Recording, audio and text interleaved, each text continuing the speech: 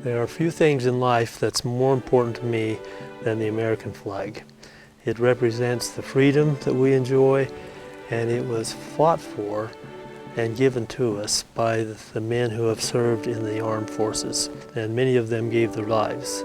And because of them, we enjoy the freedoms we have, and to me, that flag represents those people. And so I had 3 sons involved in this project, and an astounding project, like I said, probably the most dangerous Eagle project ever.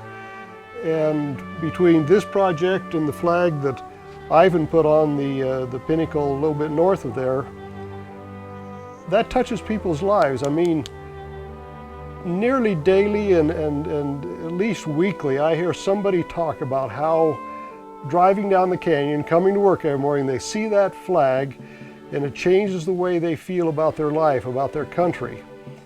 This wasn't just a family project. This is something, there were many people involved, many men involved, mentors to my boys, that it was a community working to raise boys. 2 large American flags are displayed high above the Dry Fork Canyon floor. The flags have inspired thousands for over a century. How did our American flag end up on a 400-foot cliff face above Remember the Main Park or atop a 300-foot rock pinnacle at the confluence of Dry Fork and Ashley Creeks? William Gibson, early resident and state representative, was taken with the idea to paint the motto, "Remember the Main," high upon the face of a cliff in the Ashley Valley to be a lasting monument in remembrance of the American battleship, the Maine. 1898, the USS Maine was sunk in Havana Harbor, and that kicked off the Spanish-American War. And at the time, the rally cry was, "Remember the Maine and to hell with Spain." That was the cry of the country at the time. It would be our equivalent of remember 9/11. Never forget those types of things. That was what was going on at the time. Leo O. Voigt, a painter, agreed for a consideration, $50, to paint the battle motto and also a picture of the lost battleship high above any point easily reached by persons inclined to vandalism. Where the painting was to be placed was 200 feet from the bottom and 185 feet from the top of the cliff. This point was the highest in the canyon. He was using a braided hemp rope, and it started unwinding, and he spun, and there was a large crowd gathered below, and everybody thought he was going to fall to his death, and it was a big to-do. The spinning stopped. He didn't die. He painted Remember the Maine, W.M. Gibson, L.O. Voigt, Halsey Painters, and then he was done. 1844. No, 1898. And he was done at that point. So the mural of the USS Maine did not get painted. Approximately 46 years later, in October 1944, Earl Goodrich looked at the painting on the cliff and made an observation. I had noticed the words "Remember the Maine," which were painted in 1898 by Leo Voigt, were fading. This bothered me. At the same time, we were at war with Japan, who had bombed Pearl Harbor on December 7th, 1941. I had a great desire to repaint the words, "Remember the Maine," and at the same time add a flag with the 48 stars, which represented the number of states at the time, and also add the words, "Remember Pearl Harbor," so Americans would always remember those who lost their lives when Pearl Harbor was bombed. Goodrich said, "Then I'll talk to Hiram Slaw, who was the president of the Second Corps Elders. When he finished listening, he said, 'My golly, let's do it. When shall we start?' Mr. Slaw and some others got together for a few days prior to the painting of the monument. They drilled some holes on the ledge and planted some steel pegs in cement. The men built a platform or carriage. Mr. Slaw stated that it was about 10 feet long. A 4-foot railing was added for safety. The platform was quite narrow, only 14 inches wide to walk on and maneuver. After the pegs were set in the cement, a chain was hooked on them. The chain hung over the edge with a strong pulley on it. The cable was attached to the front fender of Mr. Roop's 1-ton truck, which furnished the power to pull the carriage up and down. Marvin Shivers accompanied Mr. Goodrich to give moral support. Goodrich and Shivers were lowered down on the carriage. The men tied ropes onto the carriage and stood on the ledge. They pulled it in against the ledge while Mr. Goodrich painted. The painting took 3 days to complete. Mr. Goodrich said, "I was so intent on following the dimensions and placing the stars in the right way that I didn't notice that I had painted the blue field on the wrong corner of the flag. If I were able to go up again, I think I would change the field of stars to the proper corner. If someone else wants to go up and do it, I wouldn't mind." 50 years later, someone did just that. Luke Merrill, son of Randy and Luann Merrill, as a 17-year-old scout, initiated the ambitious project. So being 50 years since it had been painted, it looked pretty rough. It looked very rough. As told in his own words at age 17, "For years my family and I had talked about repainting the cliff face. All of us have spent time rock climbing and rappelling and felt that was a job we could handle. We had talked about doing it for years, but when I began looking for a meaningful Eagle Scout project, we decided this was the perfect project. It marked the 100th anniversary of the sinking of the battleship, the Maine, and we decided there probably wasn't a better time to do it." Undoubtedly, it is the most dangerous Eagle Scout project that's ever been tackled. So fall break, at second, third week in October. So I remember it was colder than expected and windier than expected. Yeah. That's about what I remember. Yeah, we only had daylight till about 1 o'clock in the afternoon, and then it was in the shadow the rest of the time, and it wasn't very warm. It was a cold. Pretty chilly, cold. huh? Yeah. Ryan had one of the first expeditions that became available to the public, and it was this white XLT model, and literally the entire back of that expedition was full of climbing gear. I mean, just the amount of gear it took to pull this thing off was significant.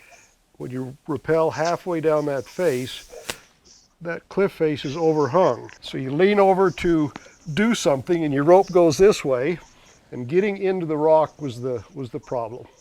That was the problem. On top of the cold, on top of the wind, on top of the 200 feet off ground. It's not just a normal rappel top to bottom. It's 300 and something feet, which is is longer than most standard climbing roads. So you got to pass a knot unless you invest in an expensive rope just for that project, which we weren't going to do. So you've got to be able to pass a knot on the way down with the rappel device, which is kind of complex. By the time you get the rope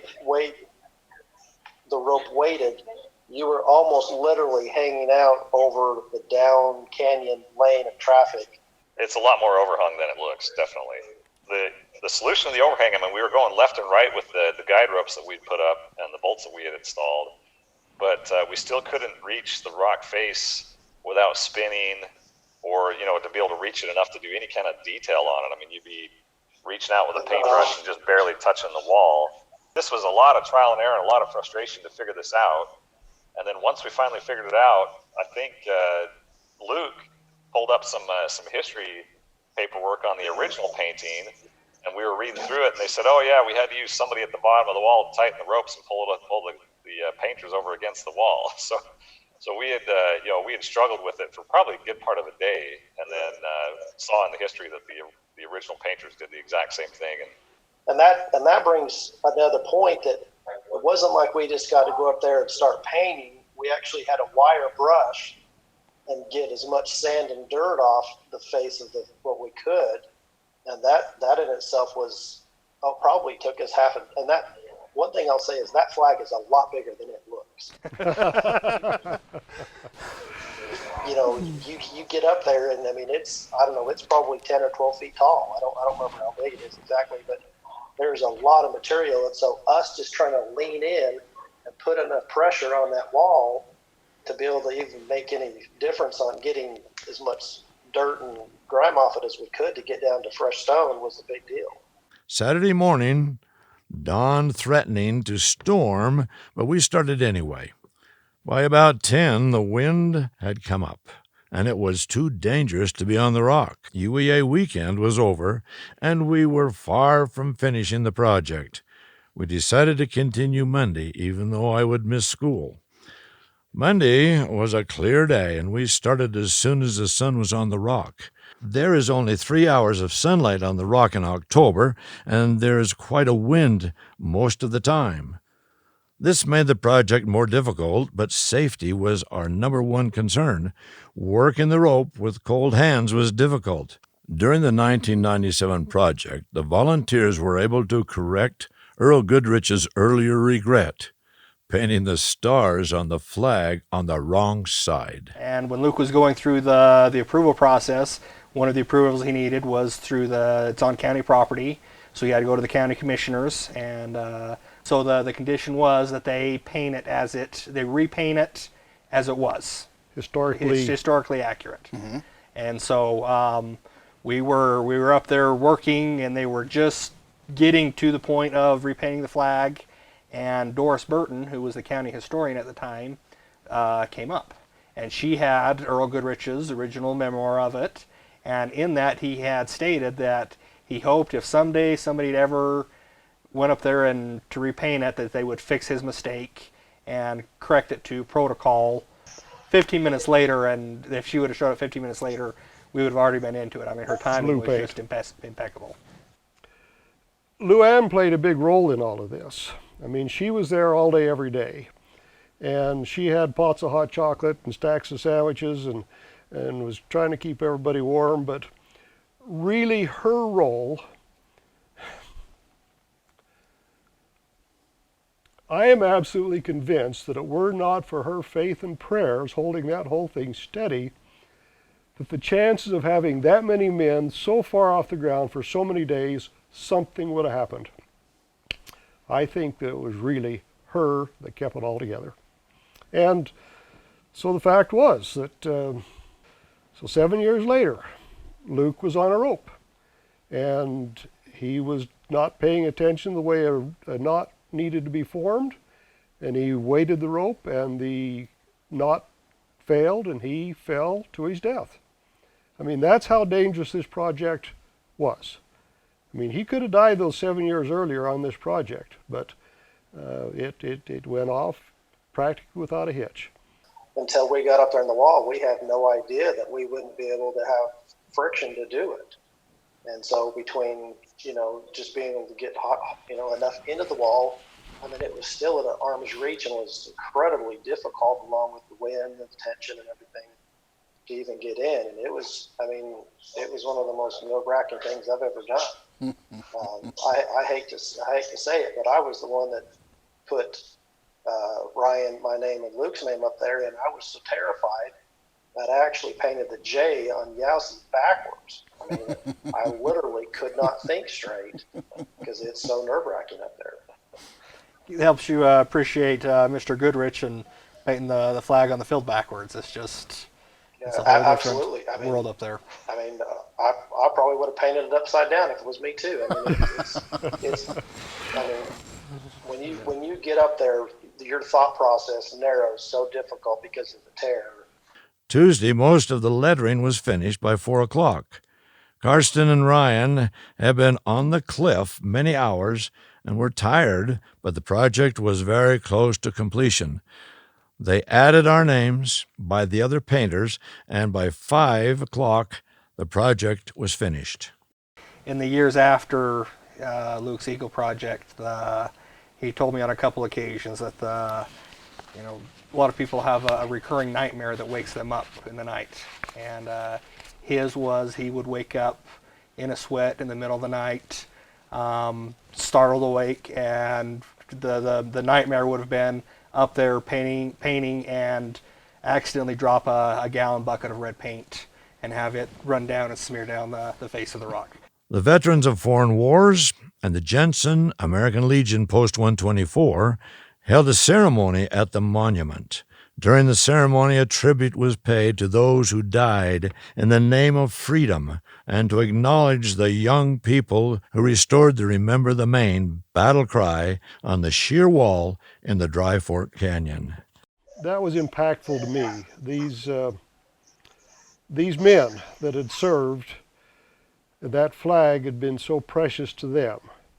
And they had all been in that park many times and had looked up there and looked at that faded flag, and it just grated on their hearts like no other, but there wasn't a thing they could do about it. Not a single thing. I mean, they were old. They did not have the wherewithal to go up there to paint themselves, and for a kid to come along, and I shouldn't say a kid, a half dozen kids, and do that which they could not do for themselves, it changed their lives. I mean, there were tears in their eyes that day. The contributions of Voigt, Goodrich, and Merrill to the Remember the Maine memorial will always remind us of the patriotic spirit that has kept our nation free.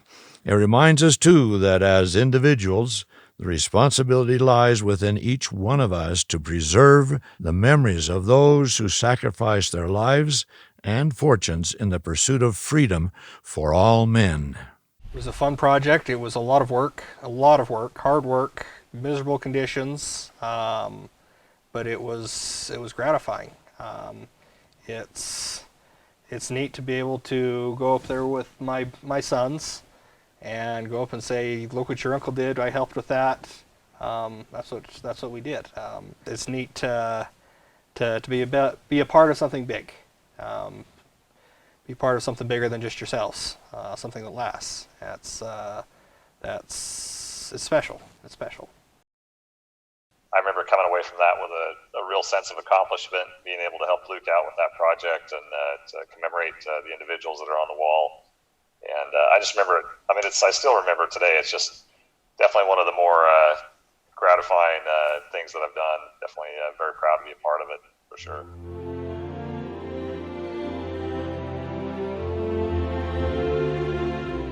A second newer flag project in Dry Fork Canyon was initiated 3 years later.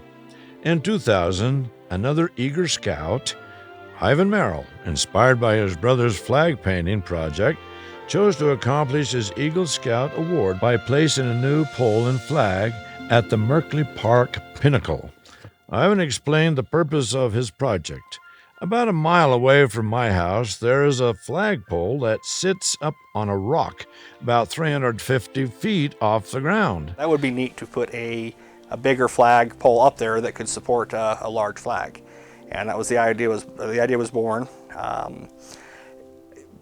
Boy Scouts, being a Boy Scout, 17 years old, needing an Eagle project, getting quite a bit of pressure from Mom of, come on, you need to get your Eagle done, you need to get your Eagle done. So the idea was born that to make an Eagle Scout project. When Ivan approached me about putting a flag up there, I kind of thought he was crazy. Then he came up with the idea of, we need a bigger flagpole. Once again, I looked at him and it's like, Ivan, that's going to be tremendously hard. You know, it's going to be really hard to achieve. But he wouldn't take no for an answer. And so he's the one that spearheaded this. When Ivan proposed this project to me, the last thing you want to do is tell a young man, you've bitten off more than you can chew. You've got to get behind him, you've got to encourage him, you've got to help him any way you can. And you know, my hat's off to Ivan.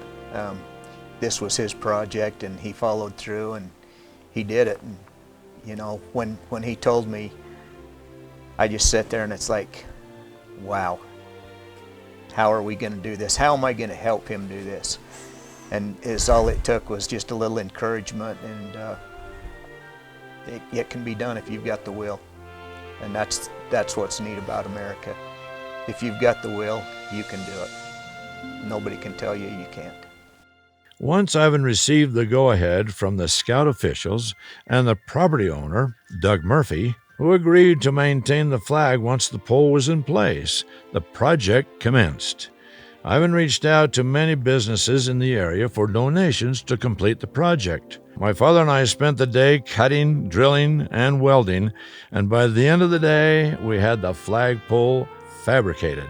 The flagpole height is 40 feet. And the recurring dilemma was, how are we going to get this heavy flagpole up? My brother and I were talking, and he commented that it would be a whole lot easier if we could find a helicopter to fly all the stuff to the top of the rock. He was rather persistent, so I called Dynamic Aviation and talked to Jim Richards. So when he calls up and says this is an Eagle Scout program, I was totally on board. And then when he talks about mounting an American flag up there, I love America. I love the founding fathers that put it together. And so to have a flag up there that represents, is symbolic of our wonderful country, it was right down my alley. We fabricated the pole, did the metal work, assembled the materials, but we needed to put a hole in the rock to do it. And so the plan was to haul that up there, put the hole in the rock, and then we did that during the week, and then that weekend on the 4th of July, I believe it was a Saturday that year, we were going to put it together. So put the jackhammer in a backpack and carried it up there, and that was a monumental effort. But by the time we got up there, it took long enough and spent enough that we decided not to dig the hole that day. That the next day we went up and jackhammered the hole. As with most projects, it ended up taking about 3 times longer than we expected. Even though it's sandstone, it's pretty solid. So, but everything, the whole process, everything went very smoothly. The way the flag works is there are 2 poles that are welded together that are in the base. They extend out of the rock 12 feet. And then there's a 40-foot pole that is bolted on that it can pivot in the middle. Yes. And so on the 4th of July, we just installed that base, got it leveled, roped it in place, allowed 3 or 4 days for the cement to cure, and then went back up, climbed up, mounted the rest of the pole on there, and then did the final raising after that. On July 7th, 2000, the cement was dry, and Ivan, with his parents, Todd Merkley, and his son Jake, climbed to the top of the hill to place the flag. You're raising it up, and it's just coming up this way, and it just gets to a point where you're holding it, and then you've got to let it go. And if the wind catches, if it's a very windy day, we usually try to do it first thing in the morning when the wind hasn't picked up yet. But it's an emotional experience of being up there and raising the flag.